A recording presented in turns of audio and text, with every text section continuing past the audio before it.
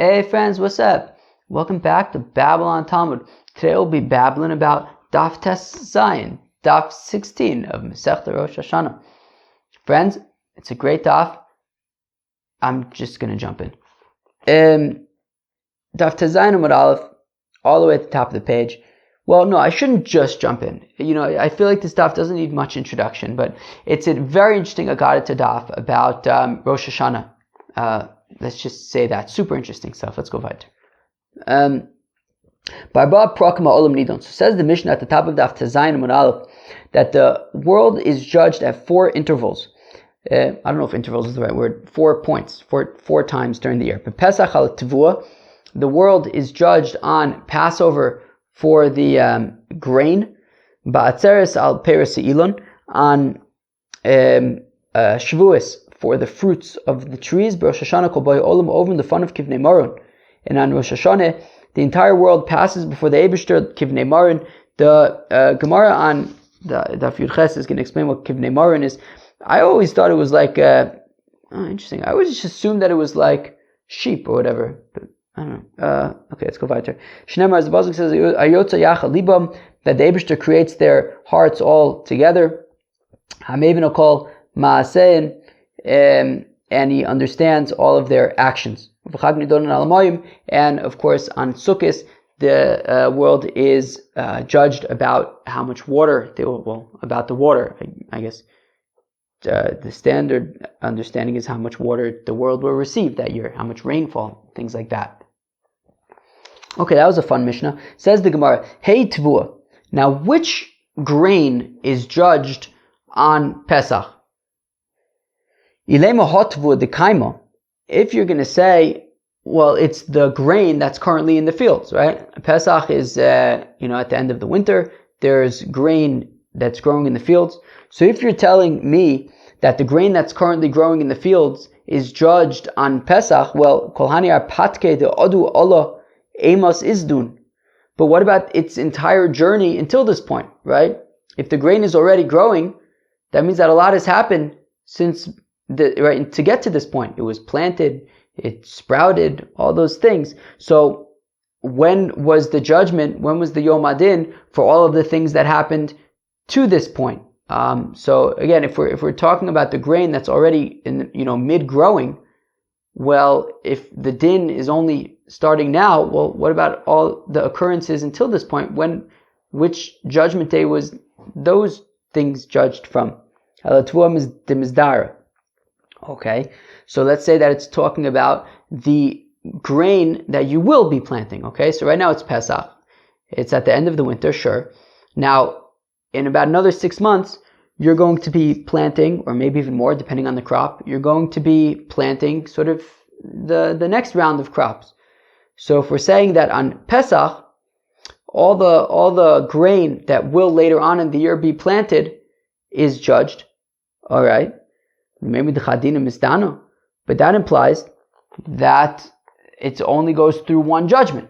So it's on Pesach, and on Pesach there's the judgment for the seeds that will in the future be planted, and givaldics, they haven't yet been planted, they will be planted in the future, and the judgment for what will be their fate once they are planted is from Pesach. Now, that implies that they only get judged once. However, Vatani, we learn in a brayso, once, i.e. before they're planted. But however, we learn in a brayso that if you have grain and something terrible happens to it, right? Poshit, I don't know, what's that thing called? a typhoon maybe, or something like that. Like something real bad comes and basically ruins the crop. So the brayso says that if that happens before Pesach, right? So you have this like crop destroying incident that happens. If it's before Pesach, so that nidonis l'sha'avar, so the judgment day when it was determined that this was going to happen was the previous Passover, the Achar Pesach. But if this crop destroying thing happened after Pesach, so meaning when Pesach came, it was already out in the fields, it was already growing. Pesach came and went, the grain is still in the field, and then suddenly some kind of, typhoon, I guess, some kind of crop destroying incident takes place and destroys the crops. So Nidonus La'aba, the Yom Hadin, the judgment day on which it was determined that this terrible incident was going to occur, was the Pesach that just passed. Okay, so basically you have this grain that has already gone through 2 judgment days. Now all of us, I'm 33 years old, so unless I'm like doing my math wrong, it means that I've experienced 33 judgment days, I think. And I don't know, unless it's 32 or 34, it gets confusing. But I've endured multiple judgment days. Somehow I made it to the other side each time so far. I guess we'll see what happens this time. But anyways, that's a digression.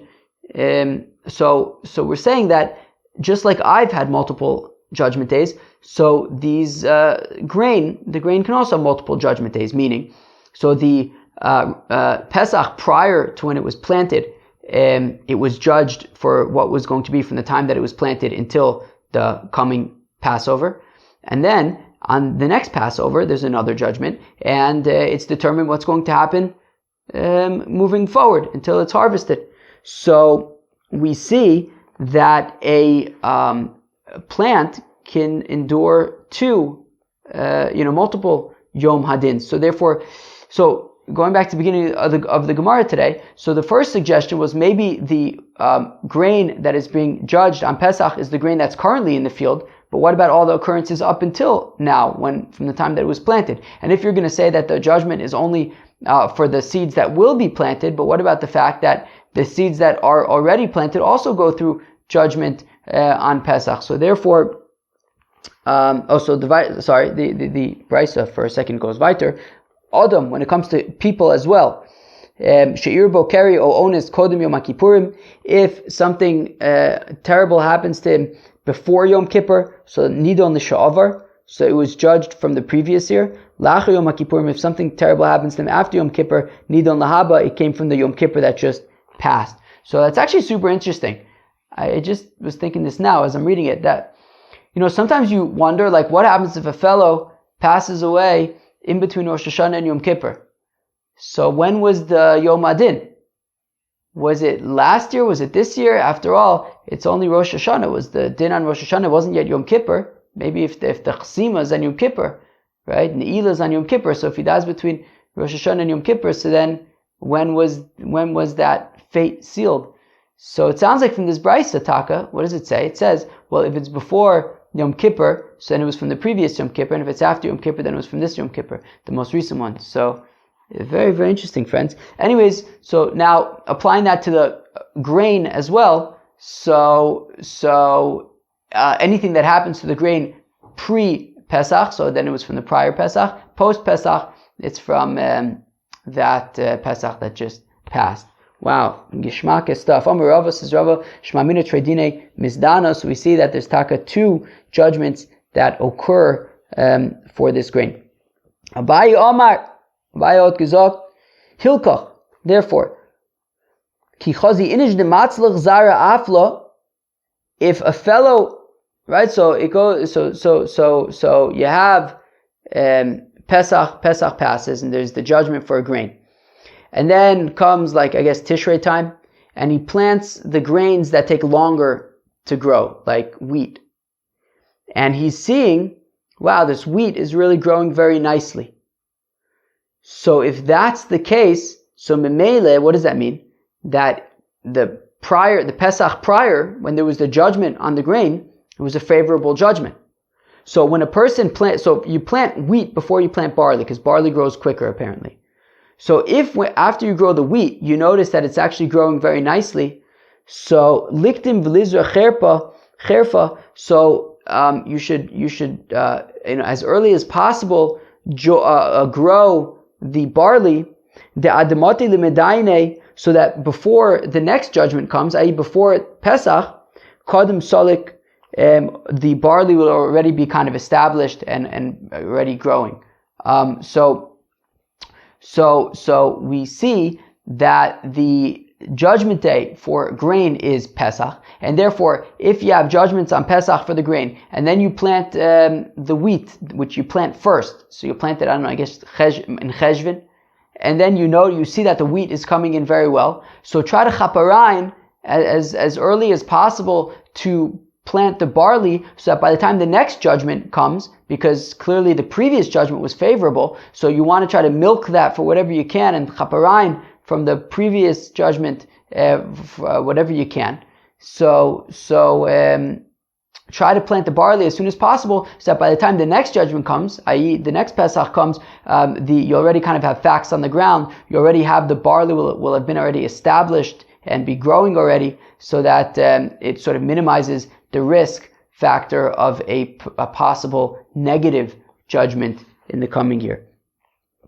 Mani Masnisin, Frekti Gemara, who's the author of our Mishnah? Lo Reb Meir, Lo Reb Yehuda, Lo Reb Yosef, Lo Reb Nosson. Well, it's not Reb Meir, it's not Reb Yehuda, it's not Reb Yossi, and it's not Reb Nosson. So who is it? Titania, as we learn in the Brisa, Kol Nidonim B'Rosh Hashanah. Ugzaydin Sheloim Nechtam B'Yom Kippurim Divrei Reb Meir. Says Reb Meir, it's not like our Mishnah. Our Mishnah, which is taka interesting, because of course Stam Mishnah is Reb Meir, and yet this Mishnah is not Reb Meir. But anyways, Reb Meir's opinion is that, what's Reb Meir's opinion? Who could tell me? Reb Meir's opinion is that, well, our Mishnah had said that there's taka four times when the world is judged, right? Pesach for grain, Sukkot for water, etc. Says Reb Meir in the Brisa, not so. The judgment day for everything is the first of Tishrei, right?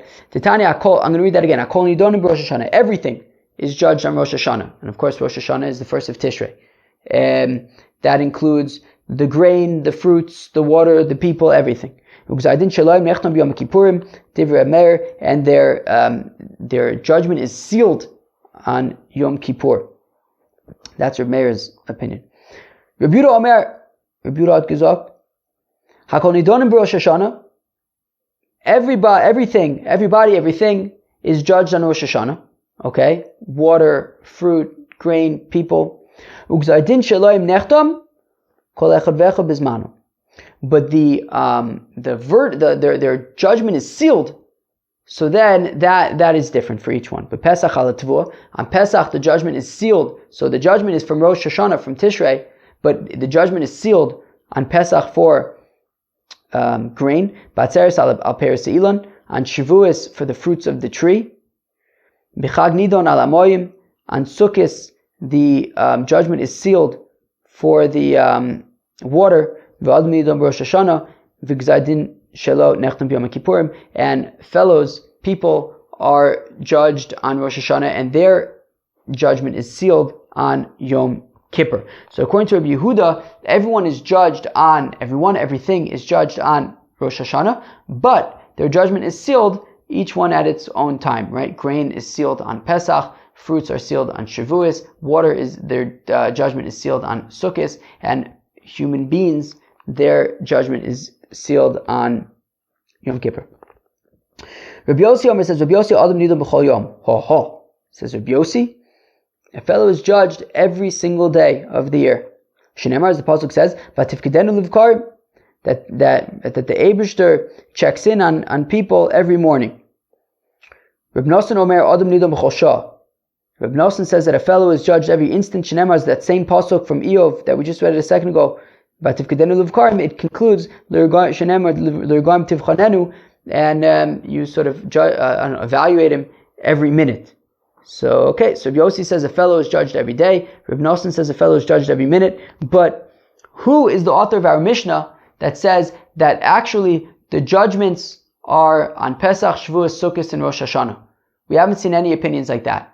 The closest, arguably, is maybe Rabbi Yehuda, who says that the judgments are sealed at these different times. But Reb Meir and Reb Yehuda are agreeing that the judgment, everything is judged on Rosh Hashanah.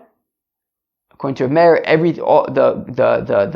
the sealings of the judgments for everything, according to Reb Meir, is on Yom Kippur. According to Reb Yehuda, it's at different times. But nobody seems to be saying that the judgments are sort of spread out, Pesach, Shavuos, Rosh Hashanah, and Sukkot. Nobody seems to be saying that. La'olam, Rabbi Yehuda, to which the Gemara says, actually you can teach the Mishnah, you can explain the Mishnah that Itaka is Rabbi Yehuda. Okay? And when the Mishnah is talking about these distinctions, Pesach, Shavuos, Rosh Hashanah, Sukkot, that's talking about when the judgment is sealed. So when the Mishnah says that that the world is judged at 4 points, it really means that at 4 points the judgments of the world are sealed. And for Pesach on grain, Shavuos, fruits, etc. But if that's the case, Kasha Adam. The only problem there is going to be the human factor, because it says in our Mishnah that humans are judged on. It says in our Mishnah that humans are judged on Rosh Hashanah, right? Meaning it says, what did it say in our Mishnah? Our Mishnah said that on Pesach the grain is judged, on Shavuos the fruits are judged, on Rosh Hashanah humans are judged, and on Sukkot water is judged. The thing is, if we're saying that all of that is referring to when the judgment is actually sealed, that the judgment is sealed for the grain on Pesach, the judgment is sealed for the fruits on Shavuos, the judgment is sealed for the water on Sukkot, and the judgment is sealed for the people on Rosh Hashanah. But that's not true. According to Rabbi Yehuda, people are judged on Rosh Hashanah. It's only sealed on Yom Kippur. So therefore, to explain our Mishnah to say that all of the distinctions are about when the judgment is sealed, well, it would work out for all of them except for humans, because humans, their judgment is sealed on Yom Kippur, where our Mishnah is talking about Rosh Hashanah for humans. So Amar Rava, so says Rava, Haitana Devir Bishmali. The author of our Mishnah is in fact not Reb Meir, not Reb Yehuda, not Reb Yossi, nor Reb Nosson. Rather, the author of our Mishnah is the Tana Devir Bishmal, as they taught in the Brisa, in the Besmedrash of Bishmal. The Tana Devir Bishmal is taught in the Besmedrash of Bishmal. By Ba Prokmolum Nidon, the world is judged at 4 points. Bepesach ala Tvua, on Passover for the grain, Batzeres al Peres Elon, on Shavuos for the fruits of the tree, Bechag Nidonis al Hamoyim. On Sukkot, the Velt is judged for the water. Ba'adim Nidon Rosh Hashanah. A fellow is judged on Rosh Hashanah, and his judgment is sealed on Yom Kippur. And when the Mishnah is saying all these distinctions, Pesach, Shavuos, Rosh Hashanah, Sukkot, Aschol Azdin, Atchil Azdin is talking about the beginning of the judgment. That the judgment, that the judgment of the grain is on Pesach. The judgment of the fruits is on Shavuos. The judgment of the water is on Sukkot, and the judgment of the people is on Rosh Hashanah. And and then we say that the Gzardin of a fellow is going to be Yom Kippur. When's the Gzardin for the fruits and stuff? It's not an interesting question. The Mishnah doesn't really say that. All right. Nor does Tana Devir Bishmal. Omer Rav Chizda says, Rav Chizda, my time with Rav Yossi. What's the reason for Rav Yossi? To which the Gemara says, add a few words, my time to Rav Yossi. What do you mean, what's the reason for Rav Yossi? He said his reason. But if the Pasuk in Eov says that the Eibishter checks in on the people every morning. So we see that a fellow is judged every day. So Rav Chizda says, no, this is what we mean. My time lo Omar ki Reb Nosson. How come Reb Yossi didn't say like Reb Nosson? Right? That, the Mishnah says, but if Kedenu Luvkarim, the Regoim Tivchonenu, that the Eibishter checks in on a fellow every morning, and every instant he evaluates him. So how come Rav Yossi stopped after the first 2 words in the pasuk, which says that the Eibishter checks in on a fellow every morning? Why didn't he then keep on reading and say that in every instant, every minute he looks after him? So how come he decided to go after the mornings versus after the instances? So and if you're going to say that, well, the second part of the pasuk which says that you kind of inquire after him, evaluate him every instance, well, evaluating is just kind of checking in on somebody. It's not quite a judgment. But if that's the case, vatifkedenu, right, remembering or checking in is also not exactly a form of judgment. So Elam Rav Chizda Tam Rav Yossi Mi'achi rather says Rav Chizda that the reason for Rav Yossi, who argues that a fellow is judged every day, comes from the following pasuk: Lasos Mishpat Avdo Mishpat Am Yisrael, that the Eibishter does the judgment of his servant and the judgment of his nation Israel, Dvar Yom Biyomo, every single day. So there you go. So based on that pasuk, Rabbi Yossi says that a fellow is judged every day. V'amar Rav Chizda says of Chizda, this is a Gemara that we've seen before. If you have a king and a congregation, the king is judged first. Shenemar, as the pasuk says, Lasos Mishpat Avdo, that Shlomo HaMelech is speaking, and he says to do the judgment of his servant, i.e. referring to Shlomo HaMelech, and then Umishpat Ami Yisrael, and then also the judgment of his nation Israel. So we see that the king is judged before the nation. My time, how come? One option is because, well, it's not respectful for the king that he should be standing outside waiting while the nation is being judged. Or if you want to say that that the king should be judged prior to the nation, because after the Eibishter judges the nation, he's going to be very perturbed because there's too many nudniks in the nation. So therefore, we sort of do we say, look, let's judge the king before we judge the nation, so that we're judging him before we're perturbed, before the Eibush is perturbed. Amr Rabbi Yitzchak says Rabbi Yitzchak, no. Amr Rav Yosef says Rav Yosef, Kiman matzlinon idna aktsir v'amriye. Nowadays, a fellow is sick, a fellow is not well, or as they say in some places, not yet well. So based on which Tana that we've seen do we pray nowadays for people who are sick? V'amriye. Rashi says Mariye is referring to people, to Talmidei Chachamim, who are learning so much Torah that they're getting all weak and everything. Alright. Kiman Rabbi Yossi. It's like Rabbi Yossi. Because Rabbi Yossi says a fellow is judged every single day. Meaning if it's like the Rabbanon, so the rabbis say that a fellow is judged on Rosh Hashanah. So what's the point of davening now? The judgment was already, judged and sealed on Yom Kippur, and what's the point of davening? But according to Rabbi Yossi, a fellow is judged every day. So therefore, even today, we could pray for a fellow so that he's judged favorably. Or if you want, I'll say, actually, you could argue that it is the rabbi's opinion.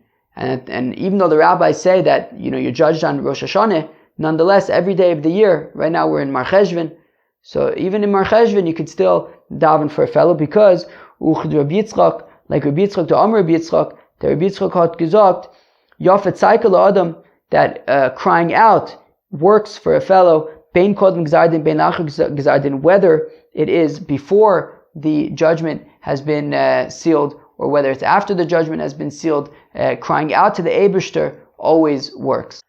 Tanya, we learn in a brayso. Amr Rabbi Yehuda, says Rabbi Yehuda. Oh, wow, this is Geshmak. Where am I?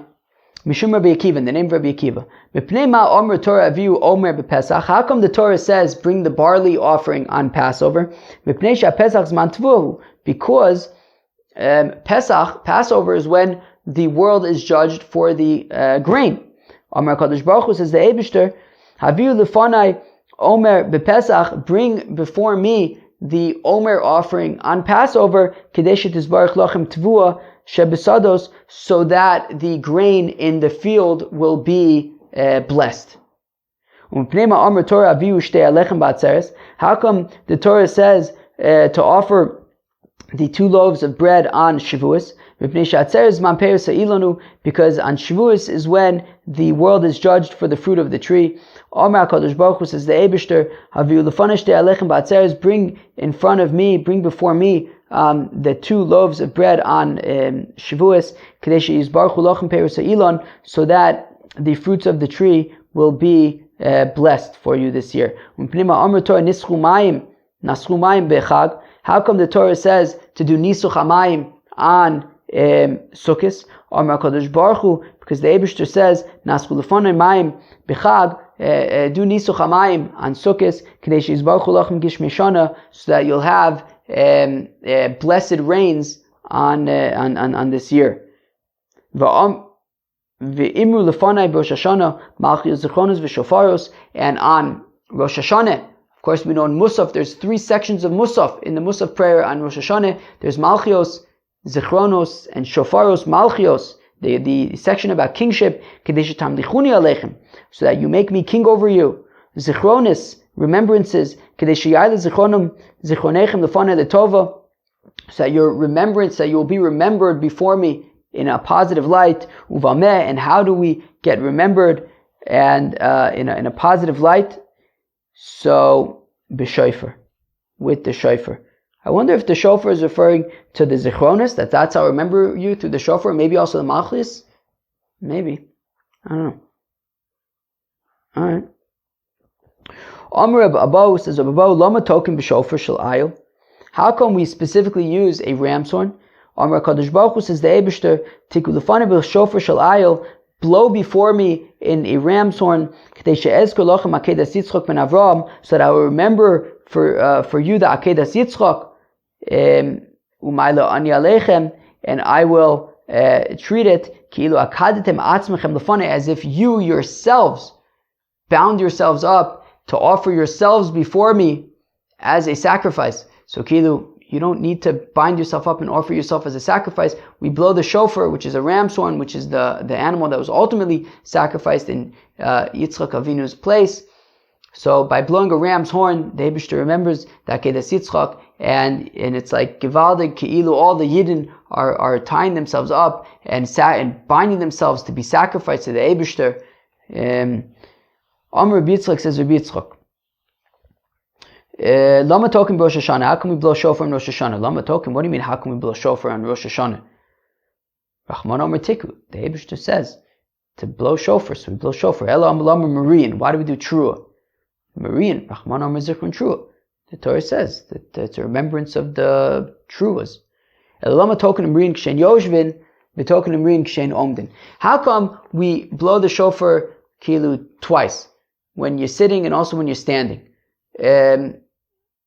Alright. Yeah, when do we blow shofar? It's a little confusing because we kind of like do different points, right? We do before Musaf, and then some people do in the silent Shemona Esrei, and then also in the Chazaras HaShatz. Some people just do before Musaf, and then only in Chazaras HaShatz, and then they like do a whole bunch afterwards. But how can we do like different sets of like shofar blows?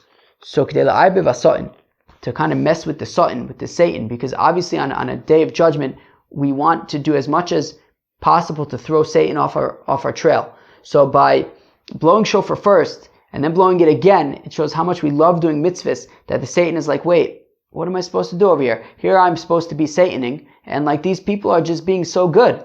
I'm trying to Satan, but my efforts are being thwarted by the goodness of these people, that they love mitzvahs so much that they do it multiple times. They blow shofar when they're sitting, they blow shofar when they're standing. Now, of course, we basically stand always, but the point is less on the sitting and the standing, more on the multiple blowings of shofars. Rabbi Yitzchak says, any year that they do not blow shofar at the beginning, Marin la b'sofa, well, it's going to be modna in the end, right? So like tkiyah and truas, like if you don't do tkiyahs at the beginning, you're going to have a trua at the end. Very nice. My time I'll come because the Satan wasn't thrown off the trail. You need to blow the shofar to throw the Satan off the trail. If you don't blow shofar, then the Satan is gonna Satan, and it's not gonna be good. Rabbi Yitzchak says, Rabbi Yitzchak, any year that the people are like poor at the beginning, meaning that any year that the Yidden go to the synagogue on Rosh Hashanah, and they make themselves like poor people before the Eibishter, and saying that we need you, the Eibishter, and we need a favorable judgment. So then, Misasheres B'Sofa, it will be a wealthy year, it will be a successful year, a prosperous year. That if we show up at the synagogue and we pray, with I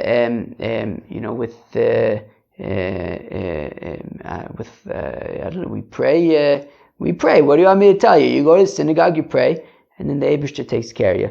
Shnemar, as the pasuk says, Mereishis Hashanah, that the pasuk says regarding Rosh Hashanah from the beginning of the year, Meirashis Ksiv, but it says Reishis without an aleph, which is like Roshis, which is like if you make yourself like a poor downtrodden fellow, you go to the synagogue, Vad Achris, and then the pasuk says Mereishis Hashanah Vad Achris Shana, Sofa Sheish La Achris. In the end, it's going to have a future. If you go to shul and you daven stark on Rosh Hashanah, so things will be okay. V'amr Rabbi Yitzchak, and says Rabbi Yitzchak, in Donanes Adam El Fimaisav Shalos Shah. Come on, everyone's heard this. That we only judge a fellow based on the actions of right now. Shenemar, as the pasuk says by Yishmael, Ki Shoma Elokim El Kol Anar Ba'asher Hu Shab. That when Yishmael was basically dying of thirst, The Eibishter created a well for him in the desert.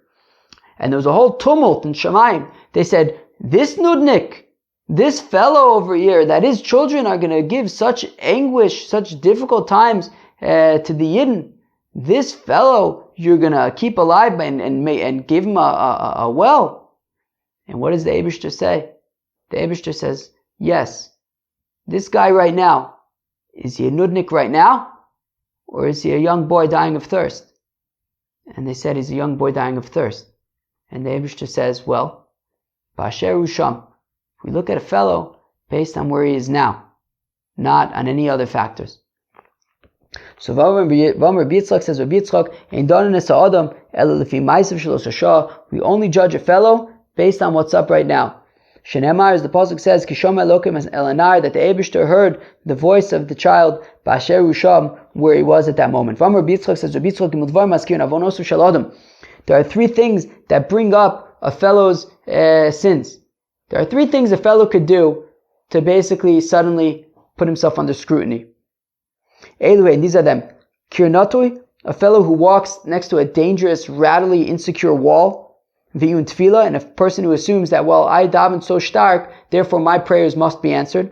Umosidin al chavero, and a fellow who basically, passes judgment on his friend. In all of those cases, right, we say, how come you're so secure in what you've done that you're really deserving of what you think you're deserving of? Right? A fellow walks in, puts himself in a dangerous situation, walking next to an unstable wall. We say, why does he feel so confident that he's going to be saved? What has he been doing? And all of a sudden we take a look and we say, well, maybe he's been a shtickle nudnik, right? Or if a person davens and says, well, I davened, I need to get what I want. Oh yeah, do you need to get what you want? Have you been doing everything right? Or maybe you've been a little nudnik. And also, if a fellow is passing judgment on his friend, we say, why are you passing judgment on your friend? Are you Mr. Perfect? Maybe you're Mr. Nudnik. So therefore, in all of these cases, we look after a fellow and make sure that he really is as stark as he thinks he is. To Amr, Rav Chanan says, Rav Chanan called Moser din al Chaveru, a fellow who passes judgment on his friend, who nenash tchila, he's punished first. Shenemar, as the pasuk says, by Avram and Sarah, but Tomer Sarah el Avram, that Sarah said to Avram, Chamosi alecha, I'm upset with you, with the whole situation with Hagar. Uchsev, and what does it say? Avram, that Avram came to eulogize Sarah and to cry for her. So we see that Sarah passed judgment on Avram, and ultimately she's the one who passed away first. Rabbi Yitzchak, and says, there are four things that tear up a fellow's judgment, verdict. Eluin, and these are the four terror uppers. Tzedakah, giving charity. Tzaika, crying out in prayer. Shinui Hashem, changing your name. V'shinui Maaseh, and changing your deeds to do tshuva. Tzedakah dechsev, giving charity, as the pasuk says, Tzedakah tatzim imavos, that charity will save you from death. Tzaika, crying out. Dechsev, as the pasuk says, V'yitzakol Hashem batzar lohem, that the Yidden cried out to the Eibishter when they were in duress, sure, and from their mitzukah, from their come on, I know the word for this. Mitzukah is like a come on, crisis, and the Eibishter took them out of their crisis. So you cry out to the Eibishter, takes you out of your crisis. Shinui Hashem, changing your name, dichsiv, as the pasuk says, Sarai ishtucha, that when it comes to Avram's wife Sarai, lo tikare es shema Sarai, her name will no longer be lo sikra. Lo sikra es shema Sarai, no longer call her Sarai, ki Sarah shema. From now on, her name is going to be Sarah, not Sarai. Uchsev, and the pasuk says, v'yirachti osa v'gam nasati v'mena l'chabein, and it says, and I will bless her and give, and you will have a child. So we see that she changed her name, and now she suddenly was able to have children at, 100 years old? No, 90 years old. Shinu Maaseh, and doing tshuva, changing your actions. Dichsiv, as the pasuk says in the book of Yonah, Vayara Elokim es Maaseim, that the Eibishter saw their actions. Uchsiv vayinochem Elokim el hara'a, and the Eibishter decided to change his mind and abort the evil. Asher diber lasos lohem, that he was initially intending to bring upon them, below also, and he didn't do it. So they did tshuva, they changed their ways, and they were spared from their judgment. V'yeshom, that those who say, Ab shinu makom, even changing places. The pasuk says, Vayomer Hashem el Avram, the Eibishter says to Avram, Lech lecha me'artzecha, leave your place, leave or kastim, go to Eretz Yisrael, v'hada ve'eschel le'gadol, and then it says, and guess what? Dartin, I will make you into a great nation. So we see that changing your place can also make you change your thing, right? In Kasdim, Avram Avinu was unable to have children, but he went to Eretz Yisrael, and there he became a big nation. V'idach, how was Chusad Eretz Yisrael, the Ahanyele, and according to the Tanakama, who excluded the Shinui Makom thing, changing places, it's because he says, well, it's not because of he changed it place, Be'etzem, it's because he moved to Eretz Yisrael. And it's the merit of Eretz Yisrael that kind of changed his vibes, his fortunes. Wow. Merit of Eretz Yisrael. Merit of Eretz Yisrael. V'amr Yitzchak, and says Yitzchak, Chayav Adam lahakbel pnei rabbo b'regel, a fellow must receive the face of his teacher on the festivals. Givaldik, Gemara and Sukkah that we saw. So you go visit your teacher on the festivals. Shenemar, as the pasuk says, Madua ata oleches elav hayom, that by the Isha Ashunamis. So her husband asks her, how come you are going today to visit Elisha? Lo chodesh v'lo Shabbos. It's not Rosh Chodesh, it's not Shabbos. That we see that in Rosh Chodesh, on Shabbos, on the festivals, there's an inyan to go see your teacher. From Rabbi Yitzchak, and says Rabbi Yitzchak, a fellow needs to purify himself on the festivals. Shenemar, as the pasuk says, that do not touch any nevela, do not become tummy. Now, Tani Nami, we learn in a brayso like this, when the pasuk says that don't touch any nevelas, I'm just my name is Yisrael, right? Yisrael comes from Yisrael. My name is Yisrael, but I'm also a Yisrael. I'm not a Kohen or a Levi. So as a Yisrael, I can touch as much nevela as I want. It's one of the perks. So I could touch as much nevela as I want. But the pasuk says, if nivlasim lo sigo, don't touch any nevela. So what's the deal? Is it possible that it's saying that we shouldn't be touching any nevela? That wouldn't be very fun or fair.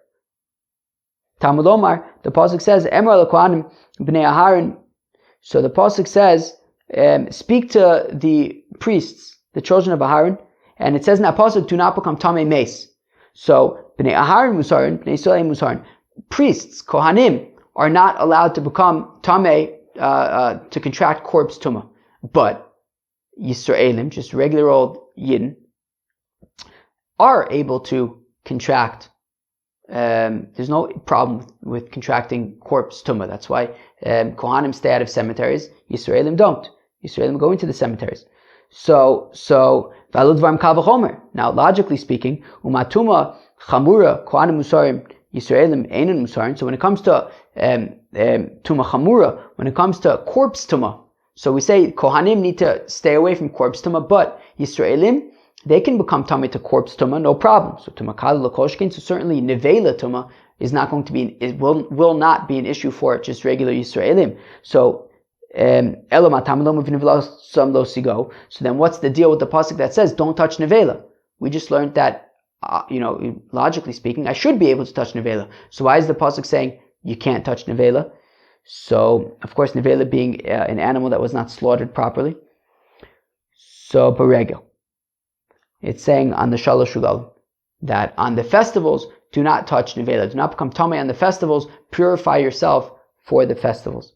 Amr of Krusbidoi. It says of Krusbidoi, Amr of Yochanan, in the name of Yochanan. Friends, you ready for this? Tell me when you're ready. Shlosha Sfarim Niftachin Rosh Hashanah. There are 3 books that are open on Rosh Hashanah. Echad Shel Rishayim Gemurin. One is the book of absolutely evil people. Ve'echad Shel Tzadikim Gemurin. And one of the absolutely righteous people. Ve'echad Shel Benoniim. And one of the middle people. Tzadikim Gemurin Nichtavin V'nechtamin La'at L'chaim. The completely righteous people, they are written and sealed immediately for life. Rishayim Gemurin, the absolute nudniks, Nichtavin V'nechtamin La'at L'misa. So they are immediately inscribed and sealed for death. Beinonim, the middle people, Tluyin v'omdin, they are sort of in limbo. Rosh Hashanah v'ad Yom Kippurim, from Rosh Hashanah until Yom Kippur. Zachu, if they merit, Nichtavin l'chaim, they're written for life. Lo zachu, if they do not merit, Nichtavin l'misa, they're written for death. Amr Rabban, says Rabban, Mikra, what does the pasuk mean? So where do we see a pasuk for this? Yimachum misefer chaim, that they will be erased from the book of life, v'im tzadikim al yikasevu, and they will not be written with the righteous.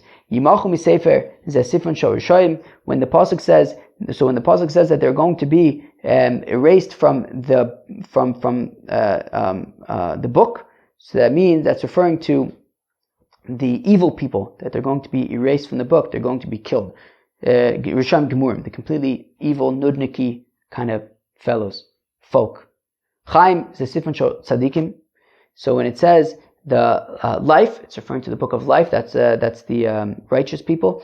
Ve'im tzadikim yikasevu, they will not be written with the righteous. The Sifron Shel Beinonim, that's a reference to the book of the middle people.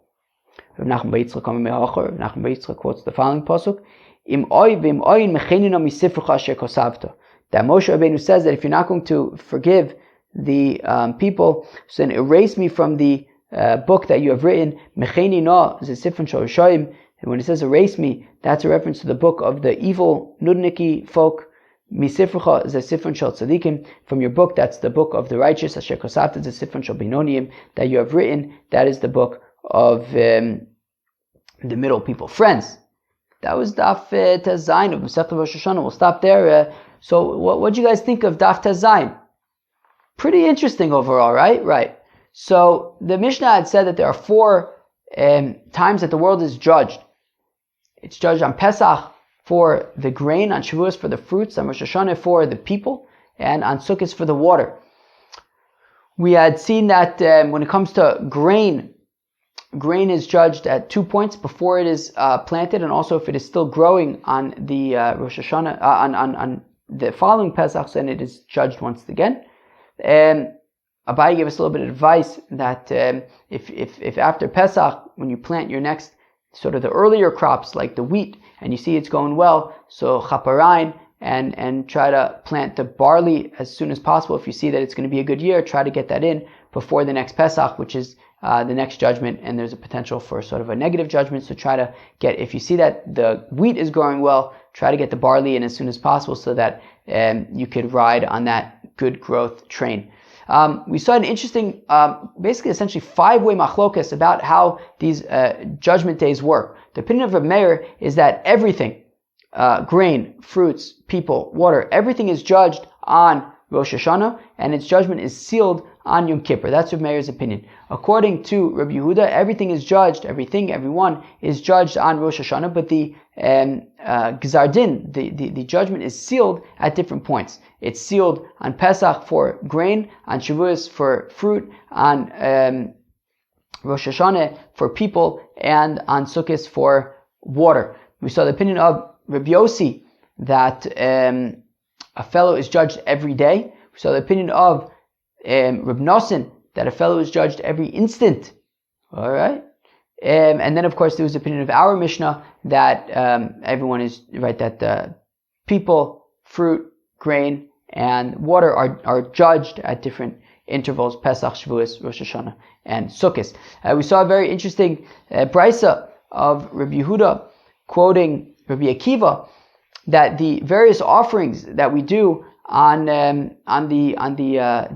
these different judgment days are in order to sort of support and help the judgment. So, for example, on Pesach we bring the barley offering, so that is sort of it should help us out, so we'll get a favorable judgment for the grain. On Shavuos we bring the shtei alechem, which is wheat. Rashi offers an answer that this after all is the opinion of Rabbi Yehuda, who says that the agadatas, that the fruit tree that they ate, that the fruit of the agadatas was actually grain, was actually wheat. So you can consider wheat to be a fruit according to Rabbi Yehuda. Anyways, so you bring the shtei alechem on Atzeres to help us out for a favorable judgment on Shavuos for fruit.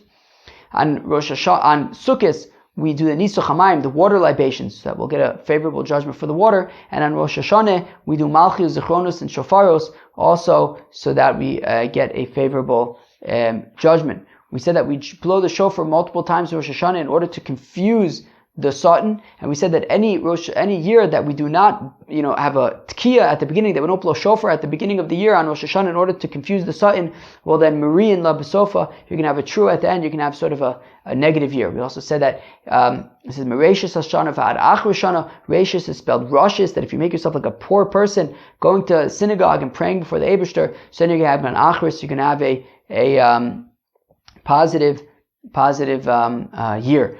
We learned the famous principle that we only judge a fellow as he is at that time, Basher Rusham, as he is at that point, that we learn out from Yishmael. We learned that there are several ways to change the outcome of your judgment. You can give charity, you can cry out to the Eibishter in prayer, you could change your name, you could change your you could do tshuva, you could change your actions, and there's another opinion that you can even change your place, which we learned from Avraham Avinu moving to Eretz Yisrael. Now there's a different opinion that says that, well, no, changing your place doesn't count. The only reason why it worked for Avraham was because he was moving to Eretz Yisrael. Okay? And then we said that on Rosh Hashanah, there are 3 books that are open. The book for the righteous, where anybody inscribed there is immediately written for life. There's the book of the Nudniks, that anybody inscribed there is immediately written for death. And anybody in the middle people book, so they kind of are sort of in limbo until Yom Kippur, and then at that point we decide where to put them. Well, friends, I hope you're very inspired, and I hope you enjoyed Rosh Hashanah. Have a great day. Wait 1 second. I hope you enjoyed the 16th daf of Rosh Hashanah. Have a great day. Bye.